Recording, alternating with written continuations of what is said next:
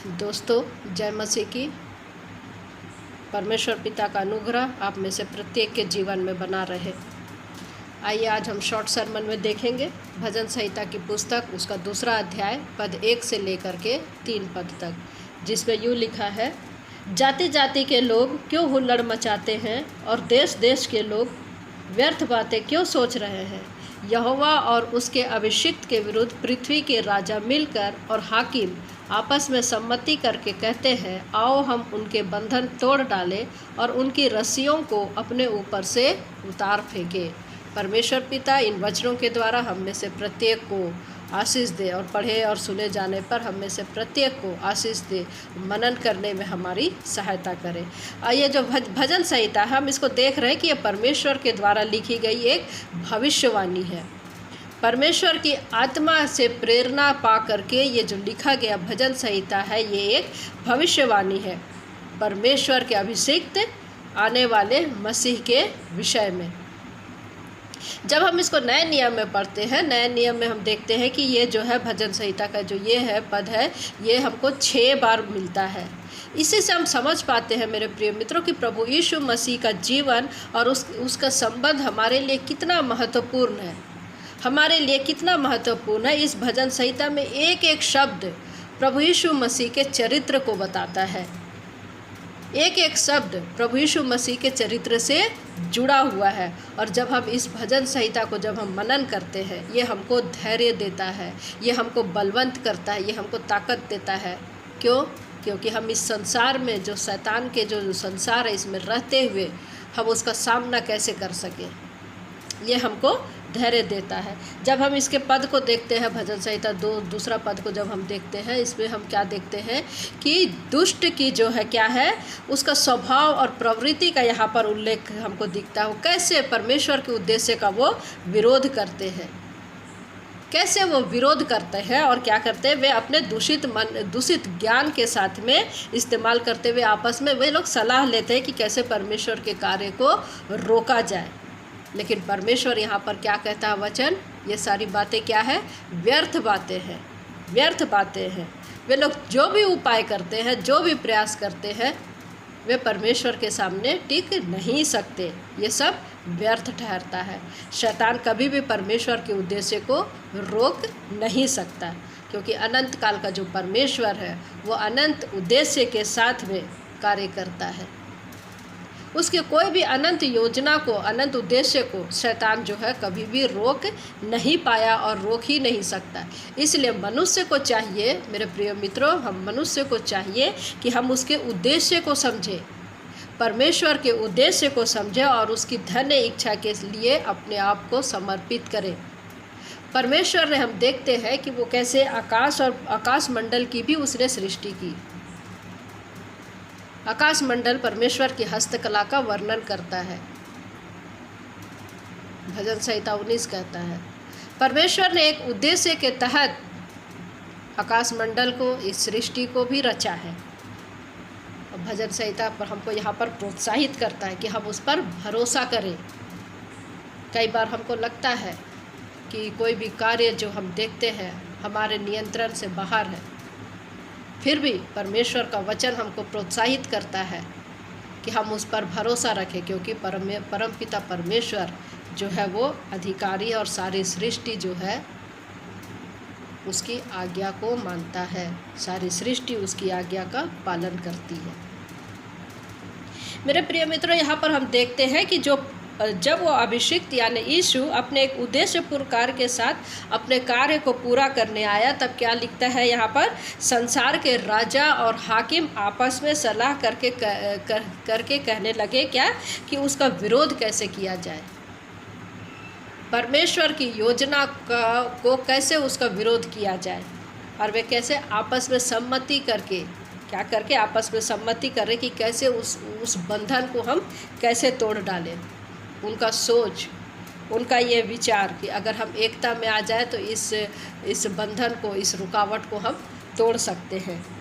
मेरे प्रिय मित्रों, देखिए कैसे जब हम भजन संहिता 1 अध्याय में जब हम पढ़ते हैं, यहाँ पर क्या लिखा हुआ है, एक धर्मी व्यक्ति परमेश्वर की व्यवस्था में रात दिन मन लगाता है।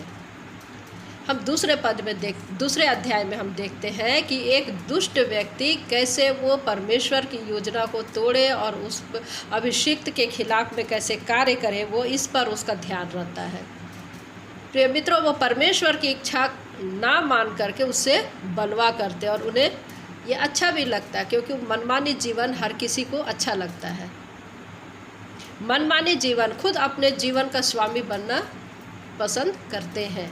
मेरे प्रिय मित्रों, हम जानते हैं कि ये जो सारा संसार है दुष्ट के अधीन में है। ये सारा संसार जो है दुष्ट के अधीन में है और शैतान ने आदम को कैसे धोखा दे दिया।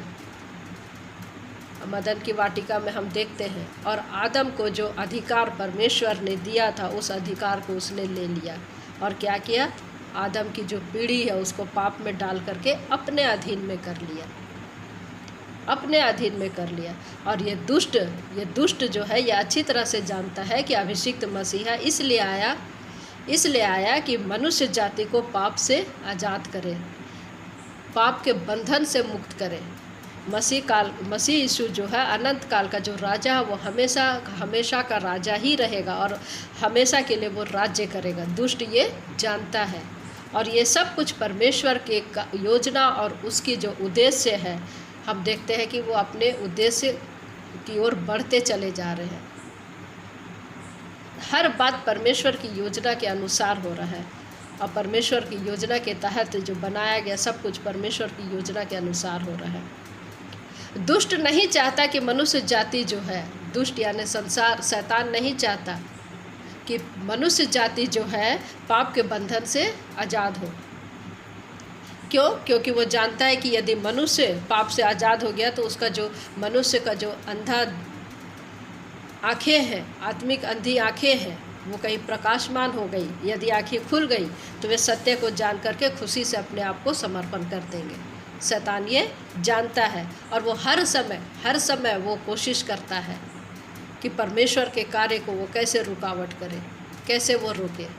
लेकिन इतिहास गवाह है मेरे प्रिय मित्रों कि शैतान ने कभी भी परमेश्वर की योजना को रोक नहीं पाया, परमेश्वर की योजना को कभी भी वो रोक नहीं पाया। बेशक क्या होता है, वो भूल गया कि जो प्रभु यीशु मसीह है, वो जो अभिषिक्त है, वो पूरे अधिकार के साथ और सामर्थ्य के साथ में इस पृथ्वी में आया था ताकि वो दुश्मन का सामना करे और परमेश्वर के राज्य को स्थापित करे परमेश्वर की इच्छा के अनुसार। मेरे प्रिय मित्रों, प्रभु यीशु मसीह इस संसार में जब आए वो 100% मनुष्य और 100% परमेश्वर थे। वो शैतान के ऊपर अपना पूरा अधिकार रखे। उसने इस बात को प्रमाणित किया अपनी सेवकाई के दौरान उसने ये प्रमाणित किया। और क्या देखते हैं हम, प्रकृति खुद उसकी आज्ञाओं का पालन करती है और दुष्ट आत्मा उसकी उपस्थिति से भयभीत है। कई दुष्ट आत्माओं को भी यीशु को उन्होंने पहचाना। कई दुष्ट आत्माएं भी प्रभु यीशु मसीह को पहचाने और क्या कहते हैं, उनको मालूम है कि ये सारा अधिकार यीशु मसीह के पास में है। मेरे प्रिय मित्रों, दुष्ट आत्माओं को भी मालूम है कि ये जो सारा अधिकार है प्रभु यीशु मसीह के पास में और एक दिन उन्हें आग की झील में डाल दिया जाएगा। इसलिए उन्होंने क्या कहा, क्यों हमें समय से पहले सताने आए हो। क्या कहा, क्यों हमें समय से पहले सताने के लिए आए हो। मेरे प्रिय मित्रों, जब दुष्ट इकट्ठे होते हैं, दुश्मन और क्या करते हैं, दुश्मन इकट्ठे होते हैं, तब राजा और हाकिम को इकट्ठे करते हैं। राजा, संसार के राजा, शैतान, दुष्ट की शक्ति, सारे मिल करके हाकिम, जो उसके शैतान के जो हाकिम हैं, वे सारे परमेश्वर की योजना को रोकने का प्रयास करते। लेकिन मसीह यीशु जो परमेश्वर के उद्देश्य को लेकर के आया था, जो दंड हमको भुगतना था, जो दंड मनुष्य को भुगतना था, वो दंड प्रभु यीशु मसीह ने भुगता और परमेश्वर की योजना को पूरा किया। परमेश्वर ने एक कीमत अदा की हमको और आपको पाप के बंधन से छुड़वाने के लिए। और आज वो शैतान बड़ी गुस्से भरे समय से देखता है कि परमेश्वर के कार्य को वो कैसे रोके। और जब कोई व्यक्ति परमेश्वर को अपना जीवन देता है दुष्ट उससे नफरत करता है, शैतान उससे घृणा करता है मेरे प्रिय मित्रों, क्योंकि शैतान जो है वो जानता है कि यही एक नाम है यीशु, जो हर एक व्यक्ति को पाप से छुड़ा सकता है। यही वो नाम है यीशु, जिससे एक व्यक्ति पाप से उद्धार प्राप्त कर सकता है और परमेश्वर की जो सज़ा है उससे बच सकता है।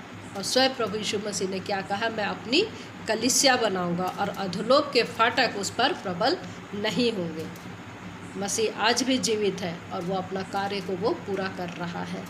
याद रखें मेरे प्रिय मित्रों, मेरे विश्वासी भाई बहनों, जब हम उसके पद चिन्ह पर चलते हैं, ये संसार हमारा दुश्मन होगा। जब हम परमेश्वर की इच्छा के अनुसार अपने जीवन में चलते हैं, कार्य करते हैं, शैतान और संसार, पृथ्वी के राजा और हाकिम आपके विरोध में खड़े होंगे कि कैसे आपको परमेश्वर से वो दूर करे। शैतान कभी नहीं चाहेगा कि परमेश्वर की योजना आपके जीवन में पूरा हो। मेरे प्रिय मित्रों, शैतान जो है भौतिक आशीषें तो दे सकता है और वो चाहता है कि हम इसी में घुले मिले रहें। वो चाहता है कि हम भौतिक आशीषों के पीछे ही चलें। और आज हम देखते हैं कि कई लोग सिर्फ भौतिक आशीषों की प्रचार भी करते हैं, लेकिन प्रिय मित्रों, शैतान जो है इस बात से चिंतित रहता है कि एक व्यक्ति को वो कैसे परमेश्वर से वो दूर करे, और वो उसी बात के लिए वो मेहनत करता है। जब आप अपना जीवन परमेश्वर को समर्पित करके अपना जीवन परमेश्वर की इच्छा के अनुसार चलाते हैं, शैतान को हर समय ये लगता है कि कैसे वो आपको परमेश्वर से दूर करे, कैसे वो आपको परमेश्वर से दूर करे, और वो प्रकार प्रकार की परिस्थितियाँ आपके जीवन में लाता है और योजना बनाता है वो मेरे प्रिय मित्रों, क्योंकि उसको मालूम है उसका समय थोड़ा है। प्रिय, जब हमने मसीह यीशु को अपना जीवन समर्पित कर दिया, जब हमने प्रभु यीशु मसीह के प्यार को चख लिया है, वो हमको जयवंत की ओर ले जाता है और दुश्मन कभी भी हमको जयवंत होने नहीं देगा। तो ये संघर्ष हमारा जारी रहता है। जब हम परमेश्वर को अपना समर्पित जीवन दिए हैं, परमेश्वर स्वयं हमारी हिफाजत करता है, वो हमको कभी भी हानि होने नहीं देता। जब विरोध की लहरें उठती है अपने पैर को, मेरे प्रिय मित्रों, जब विरोध की लहरें उठती है तो आइए हम अपने पैरों को उद्धार के उस चट्टान पर मजबूती के साथ में रखें। आज कई प्रकार से हमको देखते हैं विरोध का सामना करना पड़ रहा है, सताव का सामना करना पड़ रहा है, झूठी बातों का सामना करना पड़ रहा है। ऐसे समय में मेरे प्रिय मित्रों, ज़रूरी है कि हम अपने पैर को परमेश्वर के उस उद्धारकर्ता के उस चट्टान पर मजबूती से रखें, स्थिर खड़े रहें, विश्वास में दृढ़ रहें, और क्या करें, अपने लंगर में उसी में हम अपने लंगर को डालें। अपने लंगर को हम उसी में डालें, विश्वास में दृढ़ खड़े रहते हुए मजबूती के साथ में। मेरे प्रिय मित्रों, ये वचन हमको आज चेतावनी देता है। क्या चेतावनी देता है? कि हम परमेश्वर की इच्छा के विपरीत बलवा ना करें। हम परमेश्वर की इच्छा के विपरीत हम बलवा ना करें, और हम ना ही बलवा करने वालों की गिनती में हम गिने जाएं, ना ही हम बलवा करने वालों की गिनती में गिने जाएं। आनंद के साथ में मेरे प्रिय मित्रों, परमेश्वर की उस अनंत काल की योजना के लिए समर्पण करना कितना आशीषमय अनुभव है। सचमुच में आनंद के साथ में परमेश्वर पिता की उस योजना में अपने आप को देखना कितनी आशीष की बात है। ये अनुभव वही व्यक्ति करता है जिसका संबंध परमेश्वर के साथ में अच्छा है। तो आइए हम अपने जीवन को उसकी इच्छा के अनुसार में चलें। बलवा करके दंड के नीचे आना कितनी भयानक बात है। बलवा करने से बचे, विरोध करने से बचे। परमेश्वर पिता हमारी सहायता करें कि हम उसकी महिमा में हम आगे बढ़ने वाले हो सके। आमीन। आइए प्रार्थना करें। सृष्टिकर्ता पिताजी, धन्यवाद देते हैं आज के वचन के लिए। आपने छोटी से वचन में बहुत सी गंभीर बातें हमको सिखाया प्रभु जी। धन्यवाद देते पिता कि हम आपकी इच्छा और योजना को समझने पाते हैं होने दे खुदावन बाप कि हम उसके अनुसार चलने पाए। आज के वचन को बोलने में आपने सहायता किया प्रभु जी, समझने में हर एक की सहायता करें कि पिता परमेश्वर हर एक के जीवन के द्वारा प्रभु सिर्फ और सिर्फ आपकी महिमा होने पाए। सारा आदर महिमा आपको देते हैं। प्रार्थना प्रभु यीशु मसीह के नाम से मांगते हैं, आमीन। दोस्तों, जय मसीह की। परमेश्वर पिता आप में से प्रत्येक को आशीष दे।